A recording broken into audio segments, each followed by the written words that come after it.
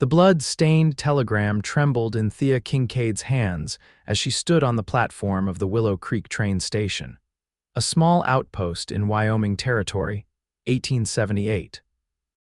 The words blurred through her tears. Regret to inform you father deceased stop claim to Double K Ranch disputed stop return immediately stop. She had been away at a finishing school in Boston for just 2 years, and now her entire world had crumbled. Around her, the small frontier town bustled with afternoon activity traders, cowboys, and settlers going about their business, oblivious to her devastation. Thea clutched her valise tighter, her fashionable traveling suit suddenly feeling like a costume. She didn't belong here anymore if she ever had. "Miss Kincaid?" A weathered voice broke through her thoughts. She turned to find Henry, her father's longtime foreman, standing awkwardly with his hat in his hands. His face had aged a decade since she'd last seen him. "Henry," she managed, fighting to keep her composure. "I'm right sorry about your pa," he said, eyes downcast. "He was a good man." "What happened?" she asked, her voice barely audible over the hiss of the departing train.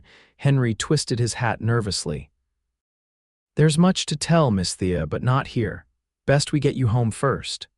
The wagon ride to the Double K Ranch was silent and tense. Thea observed the passing landscape, rolling hills giving way to rugged terrain, sagebrush dotting the vast expanse beneath an endless blue sky. Despite having been raised here, she felt like a stranger. As they approached the ranch, Thea noticed unfamiliar men working the property. They watched the wagon with suspicious eyes as Henry drove past. "Who are those men?" she asked. Henry's knuckles whitened on the reins. "Blackwater Mining Company men. They've been claiming your pa never had proper rights to the land, that there was some mistake in the deeds." "That's preposterous. My father built this ranch from nothing." "Yes, madam, but with him gone." Henry let the words hang. The ranch house came into view, a sturdy 2-story structure that had once felt so vast to a young girl, now seeming vulnerable against the wide open plains. Thea felt a pang in her chest.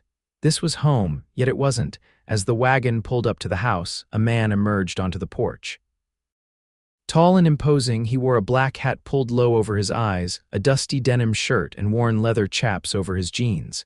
A 6-shooter hung at his hip. "Who is that?" Thea whispered.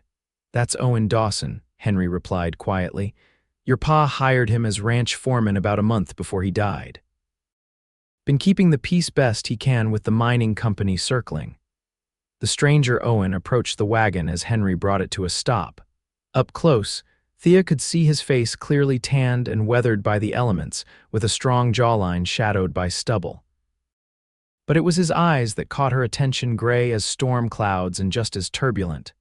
"Miss Kincaid," he said, removing his hat to reveal dark hair that curled slightly at the ends. His voice was deep and measured. "Welcome home. I wish it were under better circumstances." Thea straightened her spine, summoning the poise her Boston teachers had drilled into her. "Mr. Dawson, I understand you've been managing my father's affairs." "Trying to," he replied, offering his hand to help her down from the wagon. She hesitated before accepting, feeling calluses against her smooth palm as she stepped down. The contrast was jarring like everything else about her return. "Your father's buried on the hill," Owen said, nodding toward a rise overlooking the ranch, "by the old cottonwood." Thea's composure nearly broke. "I'd like to see him, of course. I'll take you after you've settled in." Inside the house, Thea found changes that unsettled her. Her father's desk was covered with papers and maps. The parlor furniture had been rearranged. Small signs that life had continued without her. "The mining company claims there's silver under our land," Owen explained, watching her take in the changes. "They've been pressuring ranchers throughout the valley to sell. Your father refused." Thea removed her gloves slowly. "And you believe they had something to do with his death?" "Can't prove it," Owen said carefully. "The doctor said his heart gave out, but the timing is suspicious." "What exactly happened?" "He went to town for supplies, never came back. Sheriff found him on the trail, horse grazing nearby." Owen's jaw tightened. "No signs of violence, but your father was as healthy as a horse." Thea moved to the window, gazing out at the land that was supposedly hers now. And these men from the mining company, they're claiming the land isn't rightfully ours. They've produced documents suggesting your father's deed had irregularities. They're trying to convince the territorial court that the land should revert to public domain, which means they can stake mining claims. That's impossible. My father was meticulous about legal matters. Those documents were in his safe, Owen said grimly. The safe that was broken into the night after he died. Thea turned, shock evident on her face. You suspect they forged new papers. I can't prove anything. But I do know your father intended this ranch for you, and I promised him I'd help protect it. She studied this stranger who spoke with such certainty about her father's wishes. Why would my father trust you with such responsibility? You said you'd only been here a month before he died. Owen's expression remained impassive. Your father and I had history. I was passing through, heard he needed help. The timing worked out. Before Thea could press further, there was a commotion outside. Through the window, she saw 3 men on horseback approaching well-dressed in city clothes despite the dust of travel, with an air of authority that set her nerves on edge. Blackwater mining representatives, Owen said, his hand instinctively moving to his gun belt. They don't waste time. I'll speak to them, Thea decided, squaring her shoulders. Owen's eyes narrowed. Miss Kincaid, these aren't men who respect a woman's claim to property. Then it's high time they learned, she replied, heading for the door before he could object. On the porch, Thea watched the men dismount. The leader, a slick-looking man in his 40s with a tailored suit and perfectly trimmed mustache, approached with a practiced smile. Miss Kincaid, I presume, Edmund Hollister, Vice President of Blackwater Mining Company. He removed his hat with a flourish. Allow me to express my condolences for your father's passing. Mr. Hollister, Thea acknowledged coldly. I understand your company is attempting to steal my family's land. His smile faltered slightly. My dear, there's been a misunderstanding.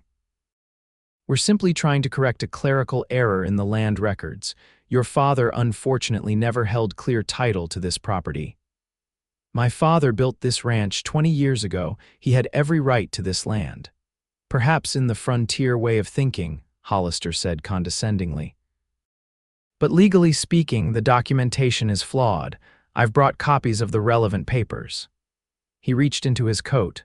Owen stepped forward, positioning himself subtly between Thea and the visitors. Any papers should be presented to Miss Kincaid's lawyer, not thrust upon her during her time of mourning.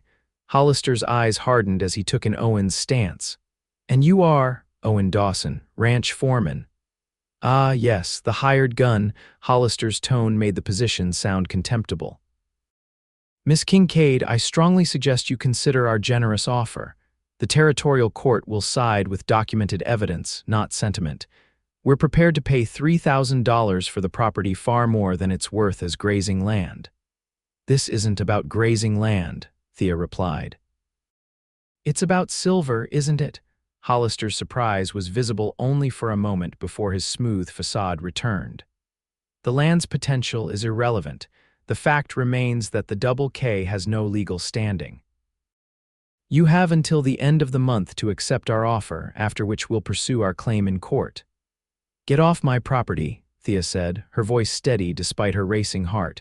Hollister replaced his hat. I'd hoped for a civilized conversation, but I see you're your father's daughter. Stubborn to a fault, he turned to go, then paused. I should warn you, these lands can be dangerous for a woman alone. Accidents happen frequently on the frontier. The threat hung in the air. Miss Kincaid isn't alone, Owen said, his hand resting casually on his holster. Hollister's eyes narrowed. Everyone has their price, Dawson, even hired guns. With that, he and his companions mounted and rode away, leaving a cloud of dust in their wake. When they were out of earshot, Thea let out a shaky breath. They as good as admitted they killed my father. But proving it is another matter, Owen said grimly. Hollister has the territorial judge in his pocket, and half the businesses in town rely on mining money. Thea turned to face him. Why are you helping me, Mr. Dawson? What's your stake in this? For the first time, Owen's composed expression faltered. Your father gave me a second chance when most wouldn't. I owe him. There's more to it than that, his jaw tightened. There always is, Miss Kincaid. But right now, what matters is keeping this ranch in your hands, which means finding those original deed papers before the end of the month. Thea glanced back at the house that no longer felt like home, then out to the vast land that was both her inheritance and her burden. "I'll need to change," she said finally. "Then you can take me to see my father's grave." The hill was peaceful in the golden light of late afternoon. A simple wooden cross marked Harold Kincaid's final resting place, the earth still fresh. Thea had changed from her traveling clothes into a simple dark dress she'd found in her old wardrobe, thankfully still fitting despite the years away. She stood silently, tears finally flowing freely down her cheeks as Owen kept a respectful distance. The enormity of her loss and the responsibility that now fell to her was overwhelming. "He talked about you often," Owen said quietly after a long silence. "Was proud of you getting that education in the East." Thea wiped her tears. "I wrote to him every week. Asked him to visit, but he always said the ranch needed him." A bitter laugh escaped her. "And now I find out he was fighting to keep it all along. Your father wasn't one to burden others with his troubles." "No," she agreed, "he wasn't." She turned to face Owen. "Tell me honestly, do we have any chance of winning against the mining company?" Owen considered her question, not offering false comfort. "If we can find the original deeds and prove tampering, maybe, but Hollister has powerful friends and deep pockets. And all we have is a ranch with depleted cattle herds and a few loyal hands," Thea said, surveying the property spread below them.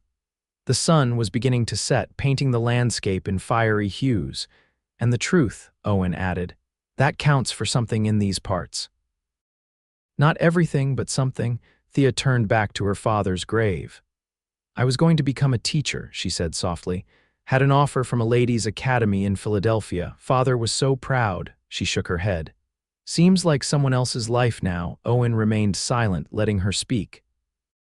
"I learned so many things in Boston literature, mathematics, proper etiquette, but nothing that prepared me for this." She gestured to the vast wilderness around them. "I spent the last 2 years trying to become a proper lady, and now you need to be a rancher," Owen finished for her. "I don't know if I can be."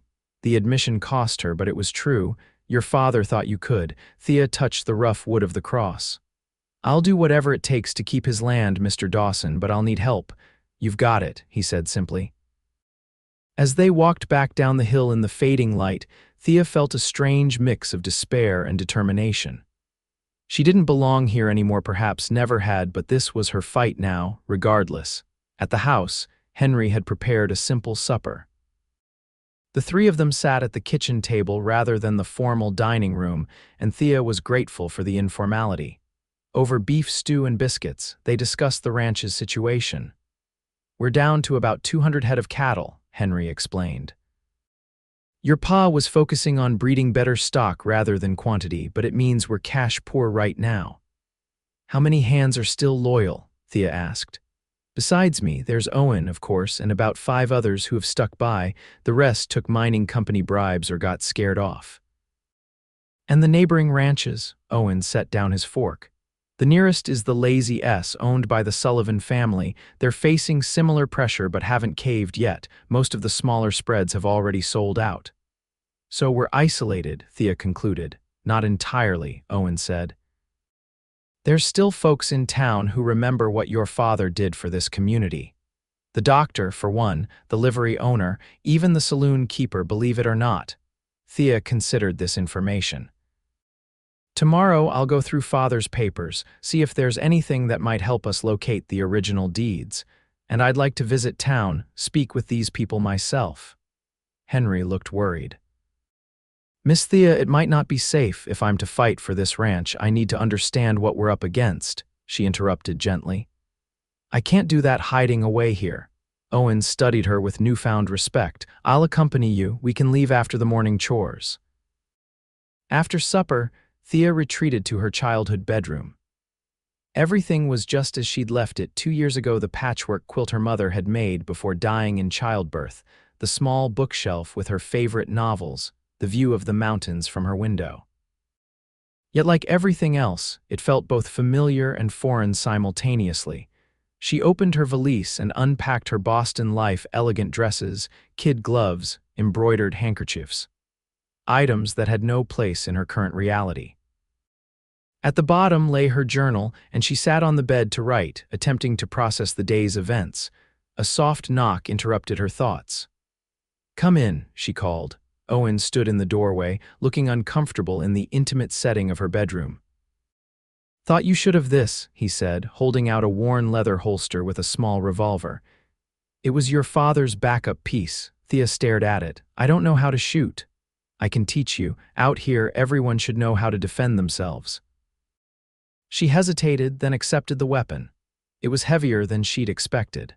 "Thank you," he nodded, turning to go, then paused. "For what it's worth, Miss Kincaid, I think you're braver than you give yourself credit for." Before she could respond, he was gone, boots echoing down the hallway. Thea placed the gun on her nightstand, a stark reminder of her new reality. Outside her window, the vast Wyoming night sky sparkled with more stars than she'd ever seen in Boston. The same stars she'd gazed at as a child, dreaming of adventures beyond the ranch. Now her adventure was here, fighting for the very land she'd once been so eager to escape. Dawn arrived with the crowing of roosters and the distant lowing of cattle. Thea had slept fitfully, plagued by dreams of her father calling for help she couldn't provide. She dressed in the most practical clothes. She could find a simple skirt and blouse that wouldn't draw attention in town, sturdy boots, instead of her fashionable city shoes. After a breakfast of eggs and coffee, she spent the morning in her father's study, methodically going through every drawer and folder. The safe stood open and empty in the corner, a stark reminder of the theft that had put the ranch in jeopardy. "Found anything?" Owen asked from the doorway, his tall frame leaning against the jamb. Thea looked up, pushing a strand of auburn hair from her face. "Nothing about the deeds, but I did find these." She held up several letters. Correspondence with a lawyer in Cheyenne about the mining company's interest in the property. Father was building a case. Owen stepped into the room. "May I?" She handed him the letters, watching as he read them quickly, his brow furrowing. "This lawyer, Jenkins, your father trusted him." "Apparently, the tone seems familiar. We should ride to Cheyenne, speak with him directly." Thea shook her head.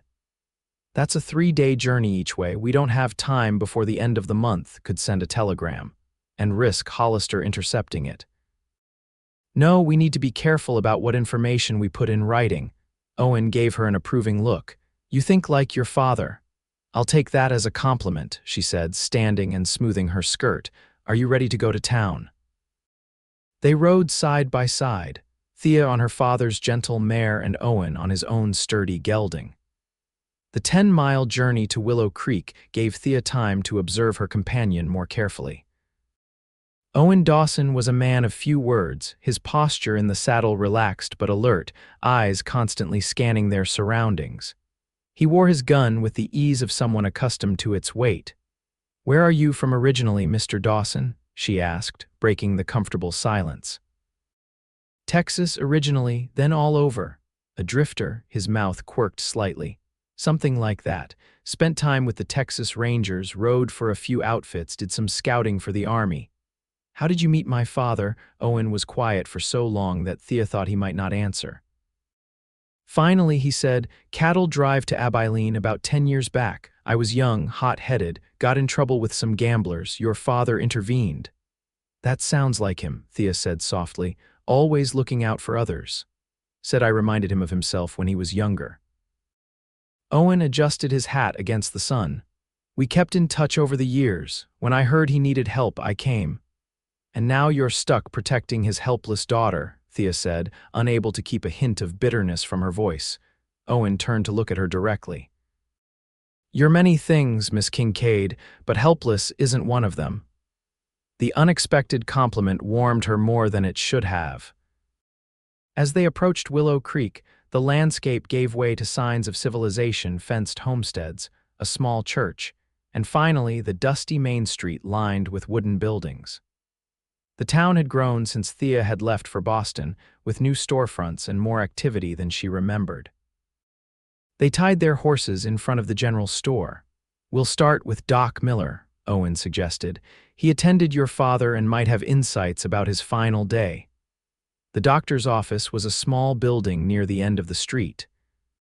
The elderly physician greeted Thea warmly, clasping her hands in his gnarled ones. "My dear girl, I'm so sorry about Harold. A finer man never lived." "Thank you, doctor. I was hoping you might tell me more about what happened." The doctor glanced at Owen, then back to Thea. "Let's sit in my office." Once the door was closed, Miller's friendly demeanor became more serious. "I've been treating folks in this valley for 30 years, and I know a healthy man when I see one. Your father had the constitution of someone half his age."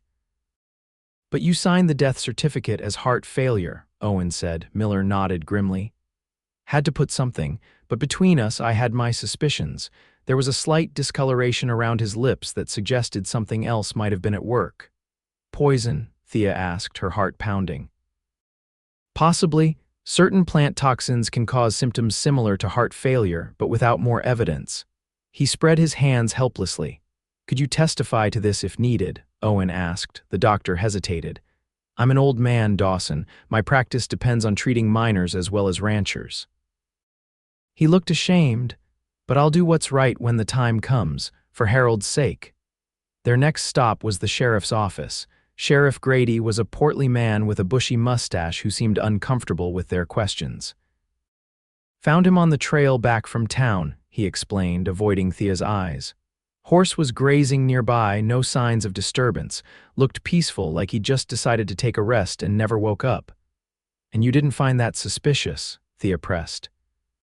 "A healthy man in his 50s, dead for no apparent reason." The sheriff shifted in his chair. "Miss Kincaid, men die out here all the time. Heat, exhaustion, any number of natural causes, or unnatural ones," Owen said pointedly. Grady's face reddened. "Now see here, Dawson, I know your reputation, and I won't have you causing trouble in my town. There was no evidence of foul play. Did you look for evidence?" Thea asked. "I did my job," the sheriff snapped, "and my job is maintaining order. The mining company has brought prosperity to this region. I won't have anyone making baseless accusations against respected businessmen." "So that's how it is," Owen said quietly. "How much did they pay you, Sheriff?" Grady stood abruptly. "I think you both should leave now." Outside, Thea was trembling with anger. "He's been bought." "Most of the law around here has," Owen confirmed, "but not everyone in town feels the same. Come on." They visited the livery stable next, where the owner, Ben Tucker, was more forthcoming. "Your pa was in town that day, Miss Kincaid. Stopped by to have his wagon wheel checked, was in good spirits, said he was meeting someone at the Silverton Hotel for business." "Did he say who?" Thea asked eagerly. "Nope, but I saw him talking with one of the mining company fellas later. They was arguing something fierce." "This mining man, would you recognize him again?" Owen asked. "Sure would. Fancy dresser with a red beard, goes by Preston or something similar." "Preston Miller," Owen confirmed. "Hollister's right-hand man." Their final stop was the saloon, where the owner, a rough-looking woman named Maggie with kind eyes, pulled them into a back room. "Your pa was a good man," she said, pouring 3 glasses of whiskey. "One of the few who treated me with respect despite my profession." Thea sipped the harsh liquid, trying not to cough. "Did you see him the day he died?" "Sure did. He came in for a quick drink after his meeting at the hotel, said something had gone wrong, that he needed to get back to the ranch right away to secure some papers." Thea and Owen exchanged glances. "Did he mention what papers?" Owen asked. "No, but he was agitated. Then that mining fellow, the redhead, came in and insisted on buying him a drink. Your pa refused at first, but the man was persistent." "And my father eventually accepted?" Thea asked, dread building in her stomach. Maggie nodded grimly. "1 drink, then he left, found dead on the trail 2 hours later." The implication was clear. "You think Miller poisoned him," Owen said. "I ain't saying nothing of the sort," Maggie replied carefully, "but I've seen men slip things into drinks before. And that mining man was mighty interested in making sure your pa had that last whiskey." As they prepared to leave, Maggie pulled Thea aside. "You watch yourself, girl. This town's changing, money's flowing, and principles are dying. Your pa stood against that tide. Some folks respected him for it, but others." She didn't need to finish. Their last errand was the general store where they bought supplies. As Owen loaded their purchases onto the horses, Thea noticed a group of miners watching them from across the street. Their hostile stares made her skin crawl. "We should go," she murmured to Owen. "We're being watched." Owen nodded almost imperceptibly. "Mount up casually, don't let them see you're concerned." They rode out of town at an unhurried pace, but Thea could feel eyes on her back until they were well beyond the outskirts. "What did we learn today?" she asked once they were safely on the open trail. "That your father was poisoned after meeting with Miller," Owen said bluntly. "And that he knew something was wrong. He was trying to secure papers that would likely prove his claim to the ranch. Papers that were then stolen from the safe," Thea concluded. "We need to find out what happened in that meeting at the Silverton Hotel. The clerk might remember something." "We'll go back tomorrow," Thea decided. "Separately, I don't want to draw attention." Owen glanced at her with new respect. "You're catching on quick." "I'm motivated," she replied simply. As they crested a hill overlooking the Double K, Thea reined in her horse. The ranch spread before them, the house, barns, and corrals forming the heart of the operation, with pasture islands stretching toward distant mountains. It was beautiful in the late afternoon light. "My father built all this," she said, more to herself than to Owen, "from nothing." "He did," Owen agreed, "and he meant for you to have it. Even though I left, even though I wanted a different life, especially because of that," Owen said, "he wanted you to have choices he never had." The weight of her father's love and sacrifice pressed on Thea's heart.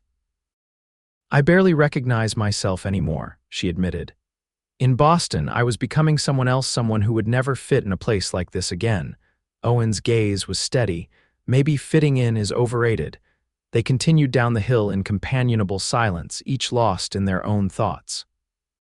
That night, after a simple dinner, Thea sat on the porch watching the stars emerge. Owen joined her, offering a cup of coffee. His presence was becoming a comfort rather than an intrusion. "Tomorrow, I want you to teach me to shoot," she said abruptly. Owen nodded, unsurprised by the request. "We'll start after breakfast. And I want to learn about the ranch operations. If I'm to defend this place, I need to understand it. Henry can show you the books. I'll take you around the property." They sat in silence for a moment before Thea spoke again. "I feel like I'm living someone else's life. In Boston, I had purpose, direction. Here, I'm fumbling in the dark. You're doing better than most would in your situation." "That doesn't make it any easier." She turned to look at him. "Have you ever felt completely out of place, Mr. Dawson? Like you're pretending to be someone you're not?" His expression softened slightly. "Most of my life, Miss Kincaid." The admission surprised her. Owen seemed so confident, so at ease in this harsh environment. "How do you manage it?" she asked. He considered her question seriously. "By remembering that we're all just making it up as we go along, even the folks who seem to have everything figured out." It was strangely comforting to think that everyone else might be as lost as she felt. "Thank you," she said softly. "For what?" "For not treating me like I'm made of glass." She smiled wryly. Everyone in Boston was so concerned with propriety and protection. It's refreshing to be treated as capable. Owen's eyes met hers, and something unspoken passed between them. "You should get some rest," he said finally.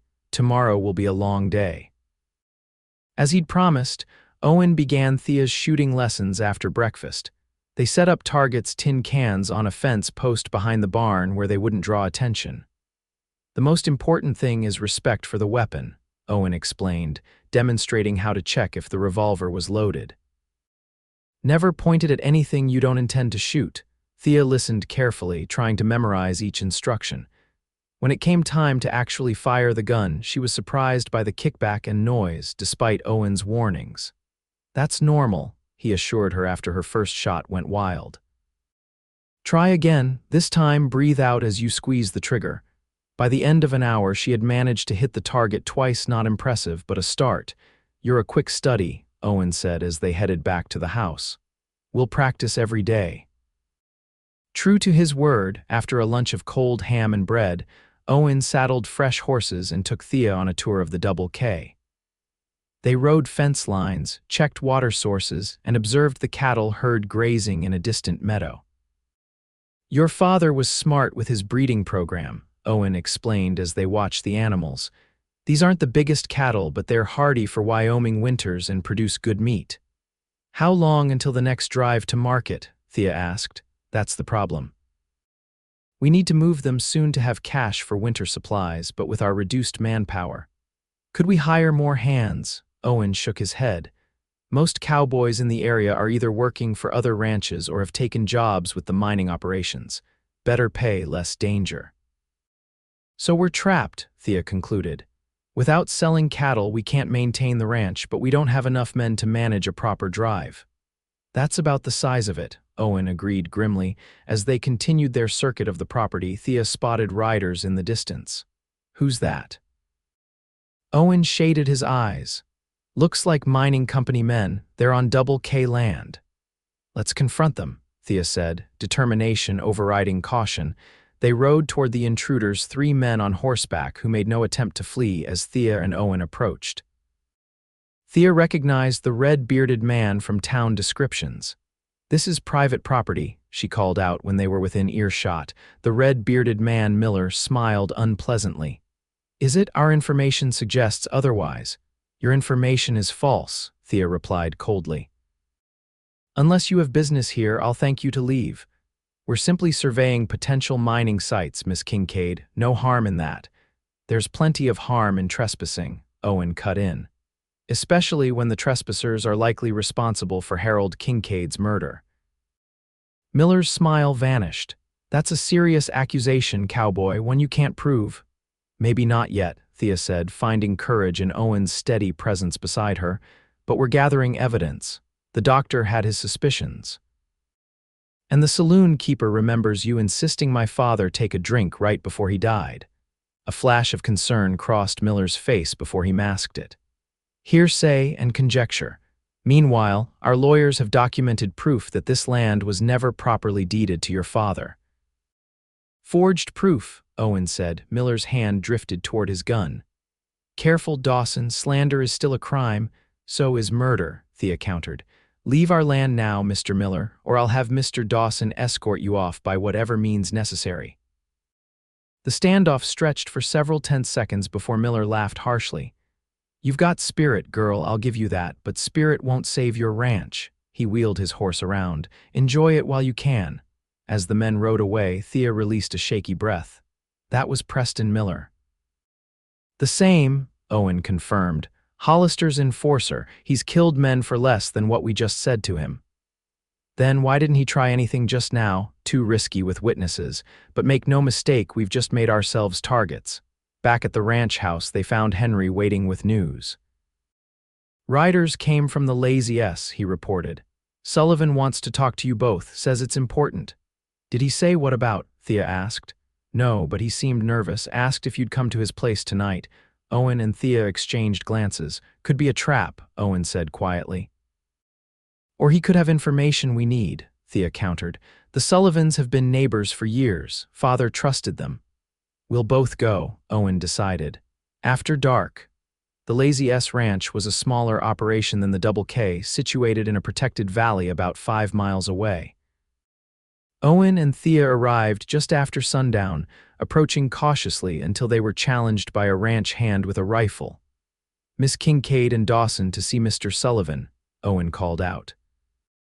The guard escorted them to the main house, where Patrick Sullivan, a sturdy man in his 60s with a shock of white hair, welcomed them in his kitchen rather than the formal parlor, a sign he wanted privacy. "Thea, good to see you, girl. Wish it was under better circumstances."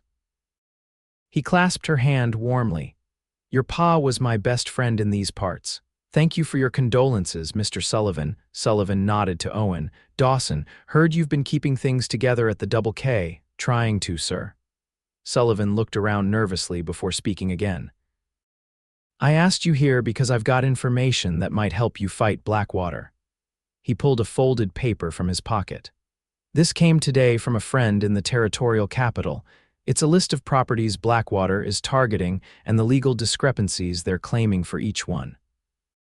Thea unfolded the paper. Several ranches were listed, including the Double K and Lazy S. "They're going after all the ranches in the valley. Every last one," Sullivan confirmed grimly. They've found or manufactured problems with every deed. It's a coordinated campaign. But why? Thea asked. There are easier places to mine than ranchland. Sullivan and Owen exchanged knowing looks. Show her, Owen suggested. Sullivan retrieved a small box from a cupboard and placed it on the table.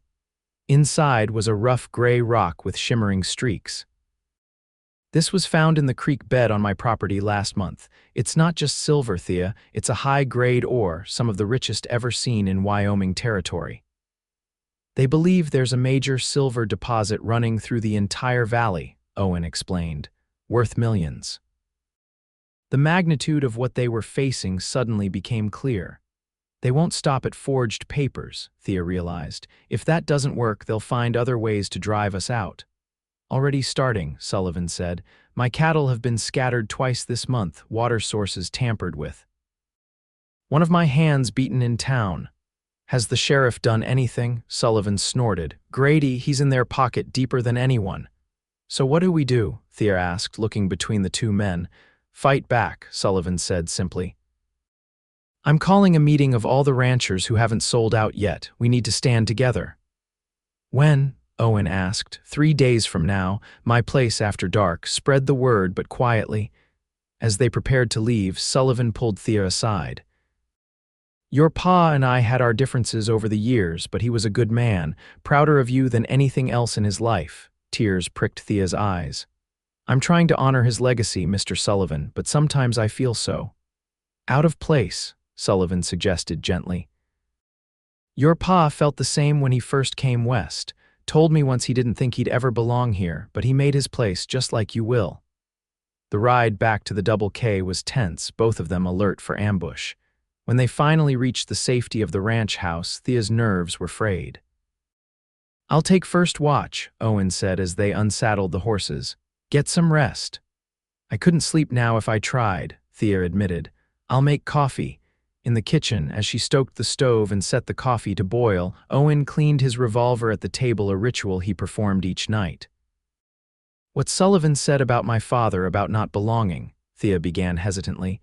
Did he ever mention that to you? Owen looked up from his work. Once. Said he spent his first 5 years out here feeling like an imposter, Eastern boy trying to play cowboy, yet he succeeded. Because he stopped trying to fit someone else's idea of what a rancher should be, Owen said, made his own way instead. Thea poured the coffee and sat across from him.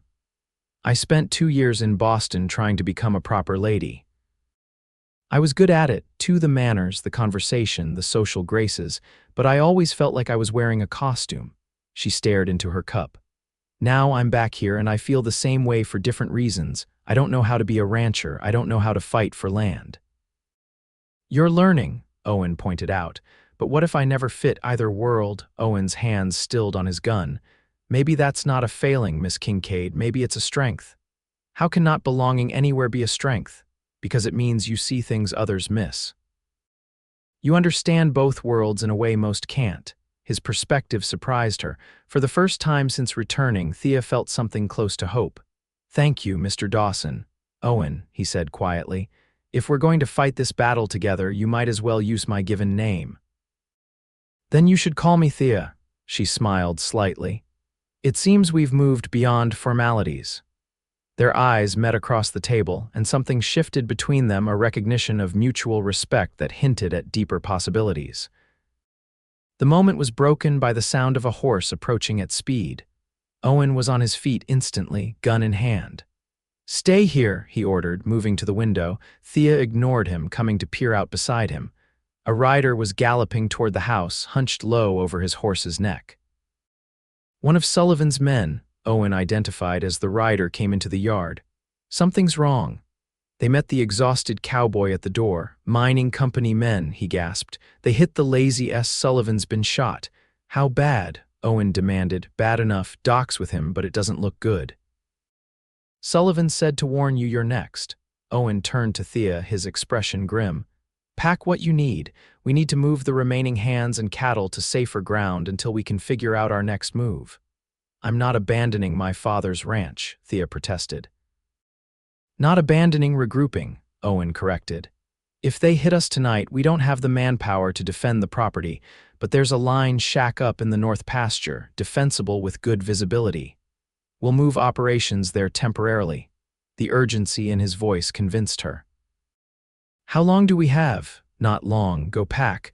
I'll get the men moving." The next hour was a blur of activity. Thea gathered essential documents, clothing, and supplies while Owen organized the ranch hands.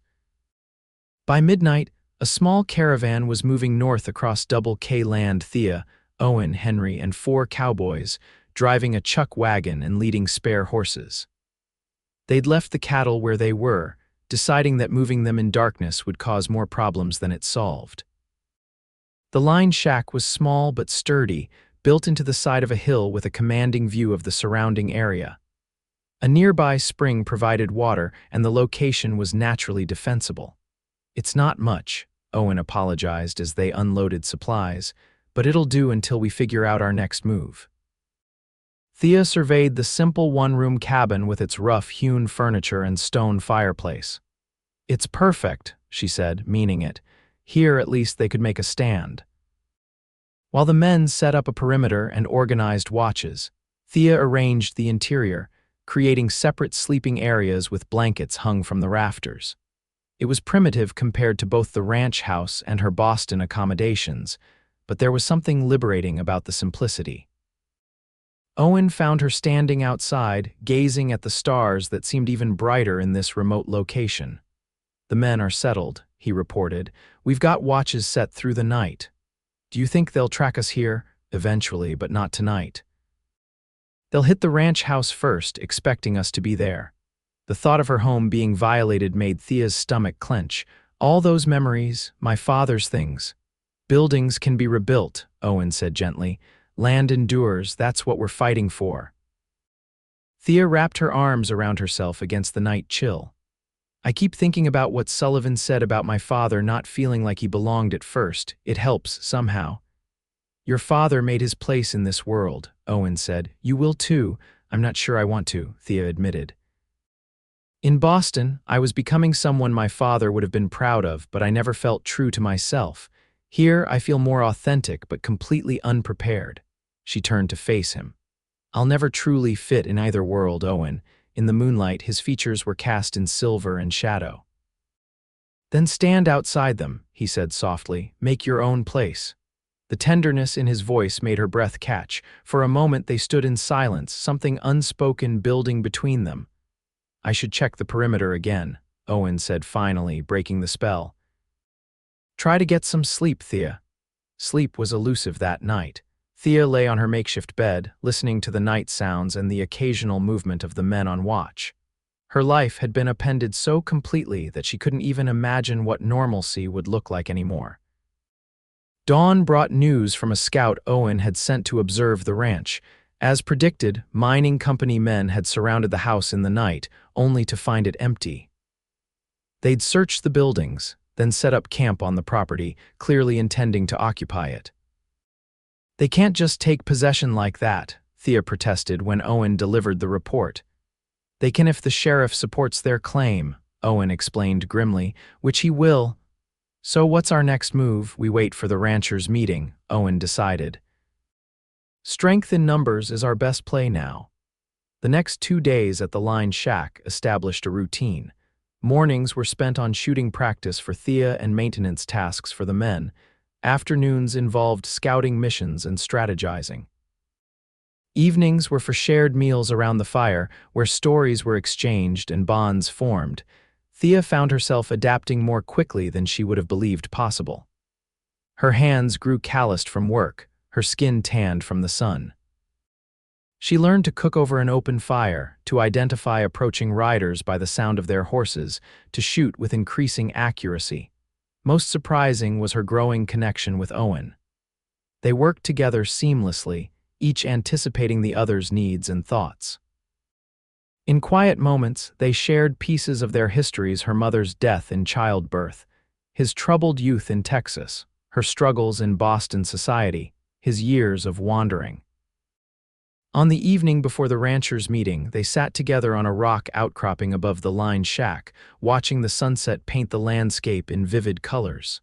"When this is over," Thea said. What will you do? Owen considered the question. Hadn't thought that far ahead. Been taking things day by day for so long. You could stay, she suggested, trying to keep her tone casual. The double K will need a foreman, assuming we get it back. He glanced at her. Is that what you want, to run the ranch? I'm still figuring that out, she admitted. But I know I want to honor my father's legacy, one way or another. And what about your teaching ambitions? The fact that he remembered her mention of the Philadelphia position touched her. Maybe there's a way to do both. This territory needs educated children as much as it needs cattle. Owen smiled, a rare, genuine expression that transformed his weathered face. That sounds like making your own place in the world. Their hands rested inches apart on the stone between them. Slowly, deliberately, Thea moved her fingers until they touched his. Owen stilled, then turned his palm upward, enfolding her smaller hand in his. They sat in companionable silence as the last light faded from the sky, neither needing words to acknowledge the shift in their relationship. The ranchers' meeting was held in an old barn on what remained of the Lazy S. Sullivan, wounded but alive, presided from a chair, his left arm in a sling and determination in his eyes. 8 ranchers had answered the call, representing the last holdouts against Blackwater mining. They've picked us off one by one, Sullivan began without preamble. Using forged documents, bribes, intimidation, and now outright violence. If we don't stand together, we'll all lose everything. A murmur of agreement rippled through the gathered men. What exactly are we proposing? Asked Johnson, owner of the Circle J. We can't fight the territorial government if they side with the mining company. But we can expose the fraud, Thea interjected. All eyes turned to her, the only woman present. If we can prove the documents were tampered with, we have a chance. And how do we do that? Another rancher challenged. Owen stepped forward. We believe Blackwater replaced authentic deeds with forgeries after Harold Kincaid's death. The originals might still exist either as evidence kept by the mining company or filed with territorial land offices. So we need to find these original documents, Sullivan summarized, either in Blackwater's offices or in Cheyenne. I'll go to Cheyenne, volunteered Williams, the youngest of the ranchers. My brother works in the land office there. If the original filings exist, he can find them. And Blackwater's local office? Johnson asked. A tense silence fell over the group. I'll handle that, Owen said finally. Their office is in Willow Creek above the bank. That's breaking and entering, one man protested. It's retrieving stolen property, Owen countered. Sullivan nodded slowly. We need proof by whatever means necessary, but we also need time, which means defending our properties until Williams returns from Cheyenne. We don't have the manpower, Johnson pointed out. We do if we pool our resources, Sullivan argued. Rotate men between properties, create a mutual defense pact. The discussion continued late into the night, but eventually a plan emerged. Williams would leave for Cheyenne immediately. The remaining ranchers would combine their hands to create a defensive force, and Owen would attempt to recover documents from Blackwater's office. As they prepared to depart, Sullivan pulled Thea and Owen aside. This is risky business we're undertaking. If it goes wrong, could mean prison or worse. We understand the stakes, Thea assured him. Sullivan studied her with newfound respect. Your father would be proud, girl. You've got his backbone. The ride back to their hideout was tense but energized. They had a plan now, dangerous, perhaps foolhardy, but better than waiting helplessly for Blackwater to pick them off. When will you go to the Blackwater office? Thea asked as they approached the lined shack. Tomorrow night, Owen decided. They'll be expecting some kind of response from us after the meeting, but probably not so soon. I'm coming with you. Owen reined in his horse, forcing Thea to stop beside him. No, it's too dangerous. I know Hollister's handwriting from his letters to my father, she argued. I can identify which documents are genuine and which are forgeries faster than you can. If we're caught, then we're both in trouble, she finished for him, but we'll have a better chance of success together. Owen studied her determined expression and sighed. Your father was right about your stubbornness. I prefer to call it resolve, she said with a smile. The next day passed in tense preparation. Thea practiced quick drawing her revolver while Owen briefed the men on the defense rotations Sullivan had organized. By nightfall, they were ready dressed in dark clothing, armed, and mounted on their quietest horses. The town of Willow Creek was mostly dark when they arrived, with only the saloon showing signs of life. They left their horses in an alley behind the bank and approached the rear entrance to the building. "Stay close," Owen whispered as he worked on the lock with tools Thea preferred not to ask about. "Step where I step, and if I say run, you run, no questions." The lock clicked open and they slipped inside, using only moonlight to navigate the darkened interior. A narrow staircase led to the second floor, where Blackwater had established its local office. This door proved more challenging, but Owen eventually managed it. Inside, they found a well-appointed office with a large desk, filing cabinets, and a wall safe. "Check the desk and cabinets," Owen directed as he moved to examine the safe. "Look for anything with your father's name or the double K." Thea worked methodically through the drawers, finding maps of the valley with property lines clearly marked and deposits noted. In one folder, she discovered something even more damning: a list of officials with amounts noted beside each name. "Owen," she whispered urgently. "Proof of bribes, Sheriff Grady, Judge Wilson, even the territorial representative." He joined her, examining the document. "This could be useful leverage, but it doesn't prove our ownership claims." The safe was their last hope, but it presented a significant challenge. Owen pressed his ear against it, turning the dial slowly. "Can you open it?" Thea asked nervously, aware that time was passing. "Maybe." "It's an older model, similar to one I've cracked before." Minutes stretched as Owen worked, his concentration absolute. Finally, a soft click rewarded his efforts. Inside, they found exactly what they were seeking: a folder containing original deeds for several properties, including the double K. Beside these were the forged versions with subtle but important differences. "They kept the originals," Thea breathed. "As insurance, perhaps, or as templates for their forgeries," Owen suggested. "Either way, we have what we need." As they prepared to leave, a noise from downstairs froze them in place: voices, footsteps on the stairs. "Hide," Owen hissed, pulling Thea behind a large filing cabinet just as the office door opened. Two men entered: Hollister himself and Preston Miller, the red-bearded enforcer. They were mid-conversation. "Sullivan's organizing the holdouts," Miller was saying. "Williams left for Cheyenne this morning. To what end?" Hollister asked, settling behind his desk, probably trying to verify the original land records. Hollister laughed. "Let him try. Our man in the land office has already ensured those records support our claims." Thea and Owen exchanged alarmed glances in their hiding place. The conspiracy ran deeper than they'd imagined. "What about the Kincaid girl?" Hollister continued. "Any sign of her?" "None since they abandoned the ranch, but Dawson's with her. That Texas gunman has a reputation. He won't be easy to handle." "Every man has his price," Hollister said dismissively, "or his weakness." The men continued talking, reviewing their plans for consolidating control of the valley. From their hiding place, Thea and Owen learned that Blackwater intended to dam the main creek for mining operations, a move that would devastate the remaining ranches by cutting off their water supply. After what seemed an eternity, Hollister and Miller finally prepared to leave. "Lock the safe," Hollister instructed, "and post a guard downstairs tomorrow. I don't trust these ranchers not to try something desperate." The moment they were gone, Owen pulled Thea toward the window. "We can't go back the way we came," he whispered. "We'll have to use the window and the roof."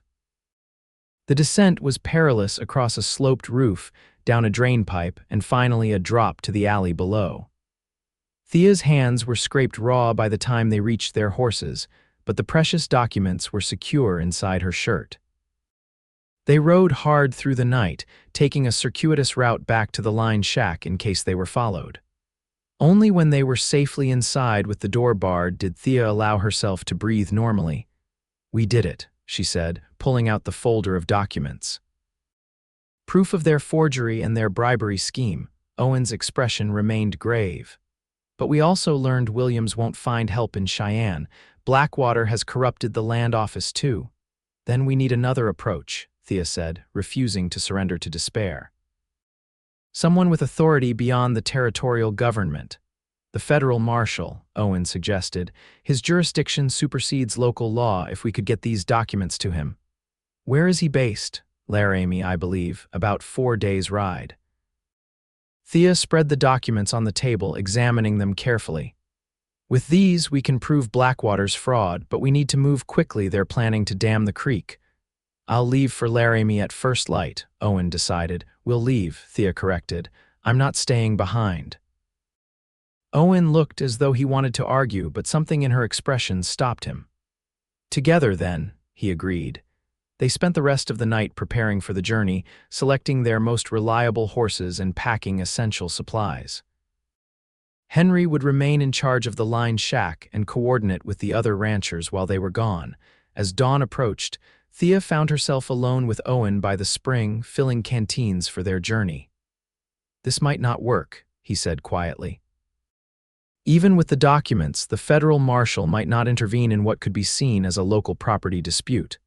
We have to try, Thea replied, and if it fails, we'll find another way. She straightened, meeting his gaze directly. I'm not giving up my father's land without a fight. Something shifted in Owen's expression, a mixture of admiration and something deeper. Thea, he began, then hesitated.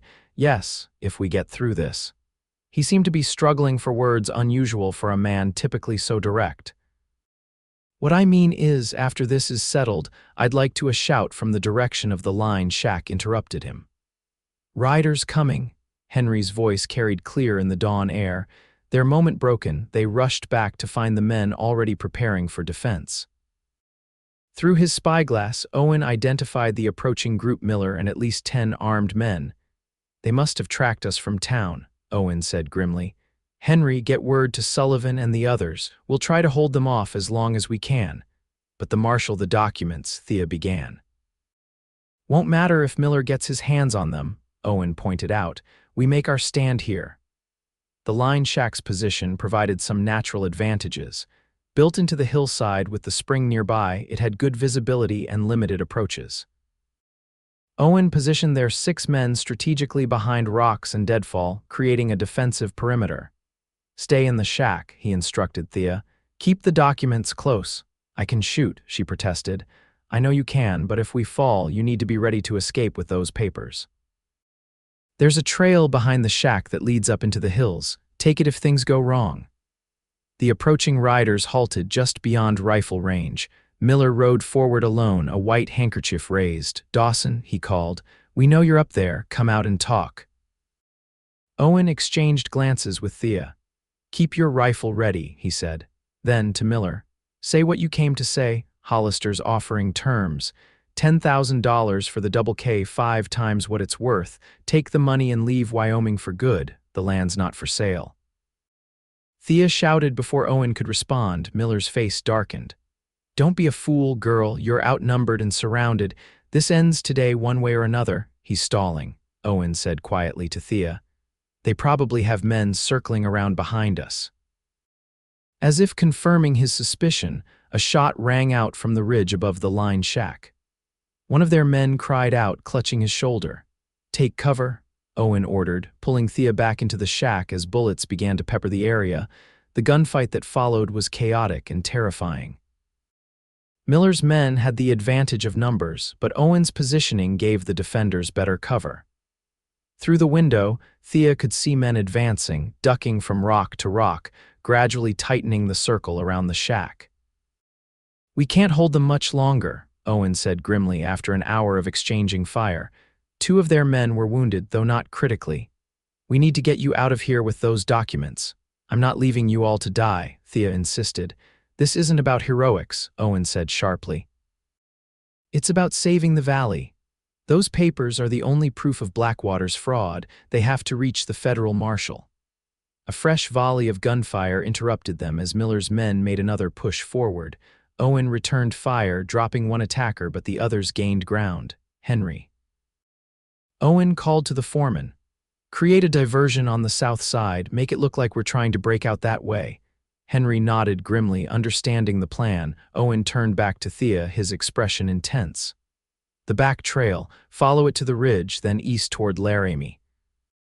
Don't stop for anything.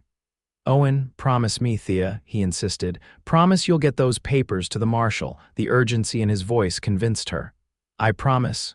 Good. He checked his ammunition, then surprised her by pulling her close for a brief, fierce kiss. For luck, he said as he released her. Before she could respond, Henry and two men began firing rapidly from the south side of the shack, drawing attention away from the rear. Owen nodded to Thea. Now, go. Heart pounding, Thea grabbed her saddlebags containing the precious documents and slipped out the back of the shack. Her horse was tethered nearby, ready as Owen had prepared. The sounds of gunfire covered her movements as she mounted and headed up the narrow trail that wound into the hills. She had gone perhaps half a mile when a single shot echoed louder than the others, followed by a triumphant shout from Miller's men. Thea reined in, heart in her throat, fighting the urge to turn back. Promise me, Owen's words echoed in her mind. Tears blurring her vision, she urged her horse forward, away from the battle and toward Laramie, toward the only hope of justice for her father and the valley. The journey to Laramie was a desperate race against time and her own fear. Thea rode hard, stopping only when absolutely necessary to rest her horse or catch a few hours of fitful sleep. She avoided towns and main trails, fearful that Blackwater might have men watching for her.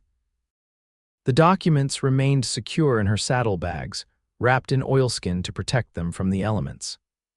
At night, she would check them by firelight, reminding herself of what she was fighting for: her father's legacy, the valley's future, and the men who might have died to get these papers to safety.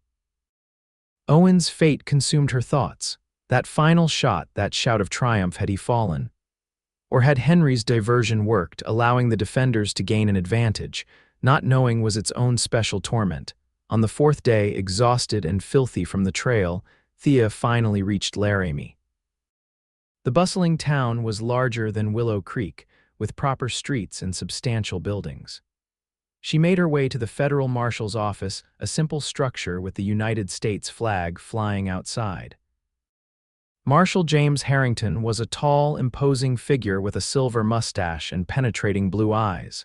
He listened to Thea's story with growing concern, examining the documents she presented with careful attention. "These are serious accusations, Miss Kincaid," he said finally. "Forgery, bribery of officials, murder. If what you're saying is true, it represents corruption at the highest levels of the territorial government." "Every word is true, Marshal," Thea insisted. "My father was murdered for his land, and Blackwater Mining is attempting to steal an entire valley through fraud and violence." The marshal studied the documents again. "The evidence is compelling, especially these payment records to officials who should be impartial." He looked up at Thea. "I have the authority to investigate, but moving against a company as powerful as Blackwater will require approval from my superiors." "How long will that take?" Thea asked, anxiety evident in her voice. "My friends may already be dead." "The mining company is planning to dam the creek that supplies water to the entire valley." "I understand the urgency," Harrington assured her. "I can dispatch deputies immediately to prevent any further violence while I seek the necessary authorizations, and the corrupted local officials. If these documents are authenticated, they'll face federal charges." The marshal's expression was grim. "Corruption undermines the very foundation of law. I take such matters extremely seriously." Relief flooded through Thea. Finally, someone with authority was listening, taking action. "How soon can your deputies leave for Willow Creek?" "I can have 6 men ready by morning," Marshal Harrington promised, "including myself." Thea's exhaustion crashed over her now that the documents were safely delivered. "Thank you, Marshal. I don't know how to repay you." "No repayment necessary, Miss Kincaid. This is my duty." He studied her haggard appearance. "You look like you haven't slept in days. There's a decent hotel across the street. Get some rest. We'll leave at first light." Though every instinct urged her to return immediately, Thea recognized the wisdom in his advice. She needed rest if she was to be any use in the coming confrontation. At the hotel, she collapsed onto the bed fully clothed, too tired even to wash the trail dust from her face. Her last thought before sleep claimed her was of Owen, his steady presence, his rare smile and that brief, unexpected kiss before he'd sent her to safety. The return journey with Marshal Harrington and his deputies took 3 days faster than her solitary flight to Laramie, but still agonizingly slow given her anxiety about what awaited them. The marshal used the time to question her thoroughly about Blackwater's operations and the evidence they'd uncovered. As they approached Willow Creek, Thea's apprehension grew. The town seemed oddly quiet with few people on the streets. Those who were out watched their procession with wary eyes. "Something's wrong," she murmured to Marshal Harrington as they rode down the main street. "People look afraid," he agreed. "Not unusual when corruption takes hold." They stopped first at the sheriff's office. Grady was visibly shocked to see Thea with federal lawmen. "Marshal Harrington," he stammered, rising hastily from his desk. "This is unexpected." "I imagine it is, Sheriff," the marshal replied coldly. "I have evidence suggesting you've accepted bribes from Blackwater Mining Company to overlook their illegal activities. Care to explain?" Grady's face paled. "I don't know what you're talking about. These payment records indicate otherwise." Harrington placed the incriminating document on the desk. "You can cooperate now and possibly save yourself, or you can face the full weight of federal charges later." Faced with undeniable evidence, Grady's bravado crumbled. "Hollister gave me no choice," he claimed weakly. "Said if I didn't play along, I'd lose everything." "Where is Hollister now?" Thea demanded. Grady's eyes darted nervously. "At the Double K. They've been using it as their base of operations. And the ranchers who were defending it, Owen Dawson," Thea's heart pounded as she awaited his answer. "There was a fight at some line shack up north," Grady admitted. "Herd Miller brought in some prisoners afterward, don't know who survived." Hope and fear warred in Thea's chest. Prisoners meant survivors, possibly Owen among them. Marshal Harrington took charge efficiently.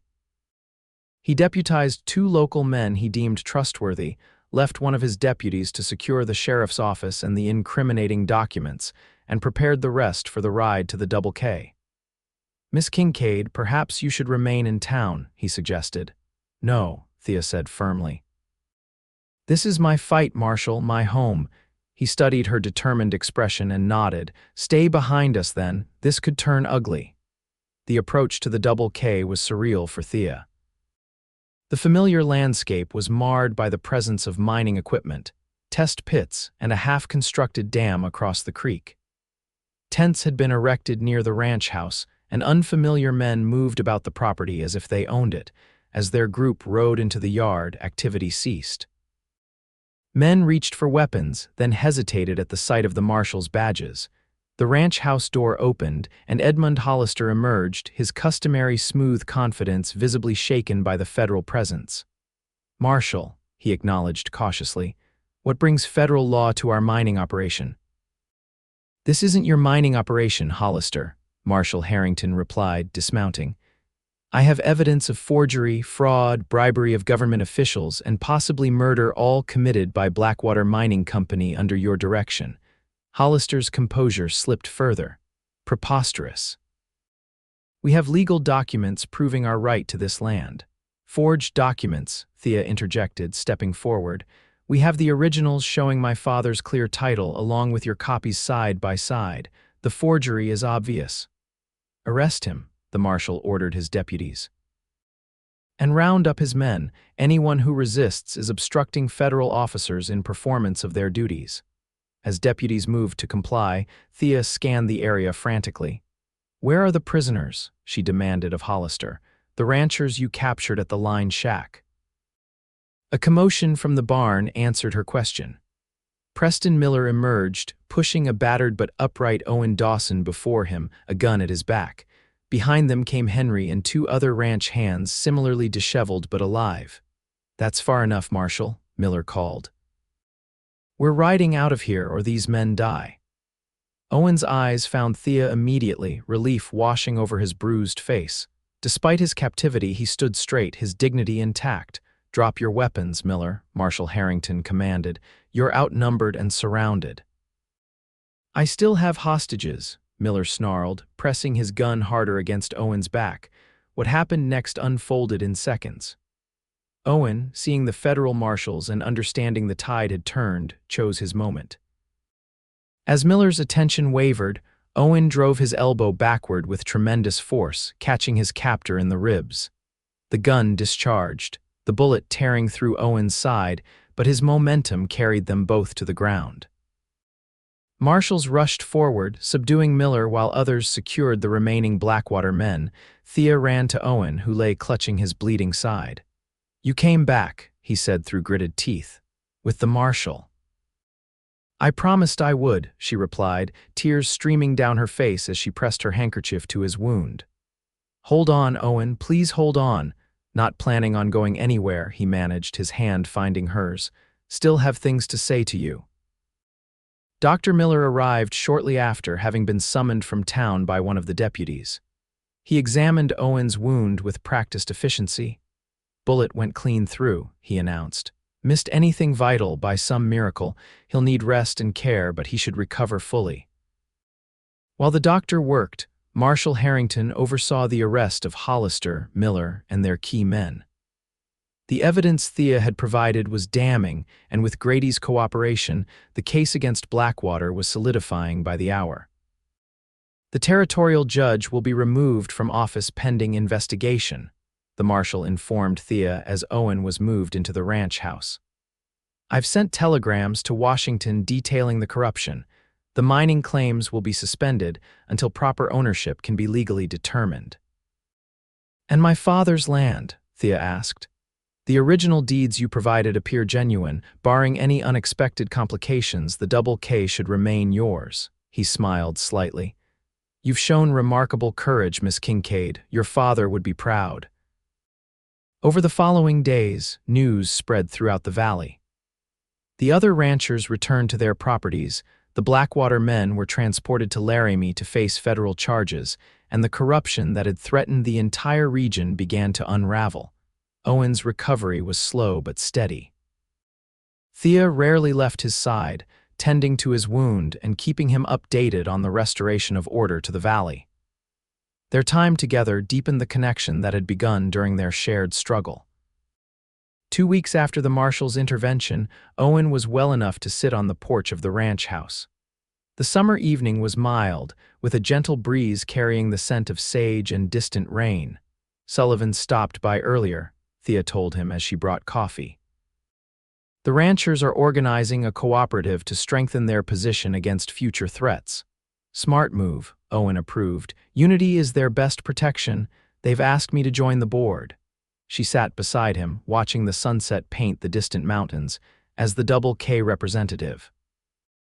"Will you?" "I'm considering it," she said thoughtfully. "It would mean staying, making a life here." Owen was silent for a moment. "Is that what you want? You mentioned teaching before." "I've been thinking about that too," Thea admitted. "There's no proper school in Willow Creek. Children have to travel to larger towns for education beyond the basics.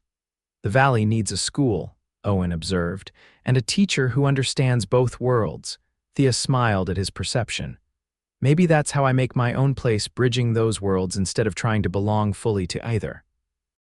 Owen set his coffee down and turned to face her. "There's something I've been wanting to say since that morning at the spring before Miller's men attacked." "I remember," she said softly. "You never finished." He took her hand, his calloused fingers gentle against her skin. "I've spent most of my life drifting, never staying anywhere long enough to put down roots, never belonging. And now I find myself wanting to stay, not just because of the ranch or the fight or the promises I made to your father." His gray eyes held her steadily. "Because of you, Thea." Her heart quickened. "What are you saying, Owen? That I love you, that these past weeks, despite everything or maybe because of everything, I've found something I never expected. Someone who understands what it means to stand outside the normal boundaries of society." "I love you too," she whispered, the words coming easily despite their magnitude. "I think I have since that night you told me not belonging might be a strength rather than a failing." He smiled that rare, transformative smile that changed his entire face. I'm not a wealthy man. Don't have much to offer except my hands, my heart, and a willingness to build something alongside you, whatever you decide that should be. That's everything, Thea said, moving closer to him on the bench. That's all I could ask for. His kiss was gentle but filled with promise of healing, of future, of belonging in the most unexpected way. When they parted, Thea rested her head against his shoulder, watching as the first stars appeared in the deepening twilight. I spent so long worrying about fitting in, she mused. In Boston society, in frontier life, in my father's footsteps. And now I understand what my father learned, that making your own place is more important than fitting someone else's expectations. She looked up at Owen. I'll never fully fit in either world. Owen's arm tightened around her. Then I'll stand outside with you forever. 1 year later, the Double K Ranch hosted a gathering unlike any seen in Willow Creek before. Ranchers, townspeople, and even travelers passing through came together to celebrate the opening of the valley's first proper schoolhouse, built on a corner of Double K land donated by Thea. The small white building stood proudly beside the road, accessible to children from throughout the region. Inside were proper desks, a blackboard, and bookshelves filled with volumes Thea had ordered from Boston and Denver. It's beautiful, Sullivan said, admiring the finished structure. Now fully recovered from his wounds, he had become a staunch ally and friend. Your father would have been bursting with pride. I think he would have been, Thea agreed, watching the children explore their new school with excitement. Education and opportunity were always important to him. Owen approached, smartly dressed for the occasion, though still wearing his trademark hat. As foreman and now husband, he had helped transform the Double K into a thriving operation again. The silver that had nearly cost them everything had ultimately benefited the valley after all, with legitimate mining operations now paying fair prices for limited access to certain lands, governed by strict agreements protecting water rights. Ready for your speech, Mrs. Dawson? He asked, offering his arm. Thea smiled at the still new name. Their wedding 3 months earlier had been a simple affair, attended by the people who had stood with them during their darkest days. As ready as I'll ever be. They moved together to the schoolhouse steps, where the gathered crowd quieted expectantly. Thank you all for coming today, Thea began. This schoolhouse represents more than just a place of learning.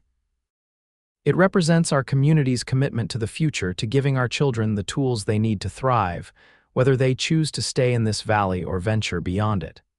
She glanced at Owen, drawing strength from his steady presence. My father built the Double K believing in the promise of this land.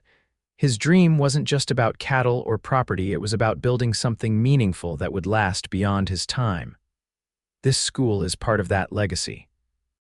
Here, children will learn not just reading and arithmetic, but also the values that make this community strong: determination, cooperation, and the courage to forge your own path, even when it means standing outside conventional expectations. A murmur of approval ran through the crowd. 3 days a week I'll be teaching here, Thea continued. The other days I'll be working alongside my husband at the ranch. Some might say that's an unusual arrangement, she smiled.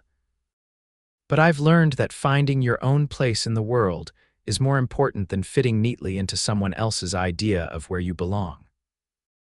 After her speech, as the celebration continued around them, Thea and Owen walked a short distance from the crowd, stopping at the crest of a small hill that overlooked both the schoolhouse and, in the distance, the Double K Ranch house. Happy? Owen asked, his arm around her waist. Thea considered the question seriously. More than that, she decided. Fulfilled, like I've found my purpose. Teaching and ranching, he observed. Not many women would embrace both.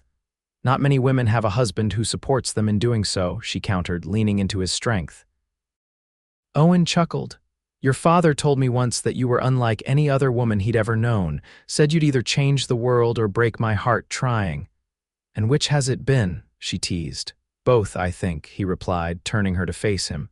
You've certainly changed my world. The kiss they shared was witnessed only by the vast Wyoming sky and the land that had brought them together through struggle and triumph. Later that evening, as they sat on their porch watching the stars emerge, Thea felt a deep contentment that had once seemed impossible. The Double K was thriving, the schoolhouse was open, and the valley was at peace. Most importantly, she had found her place not within the confines of Boston society or the traditional expectations of a rancher's wife, but in a life of her own making. "You know," Owen said thoughtfully, "when your father hired me, he said something I didn't understand at the time." "What was that?" "He said I should watch out for you when you returned, that you were like him, never quite comfortable anywhere but determined to make a difference anyway." Owen smiled. "Now I understand what he meant. We're both misfits in our own way," Thea observed. "Maybe that's why we fit together so well." "I wouldn't have it any other way," Owen said, pulling her closer as the first evening star appeared in the darkening sky. "Standing outside with you is exactly where I belong." The soft Wyoming breeze carried the scent of sage and promise as they sat together, two souls who had found belonging not in conformity, but in creating their own place in the world side by side forever.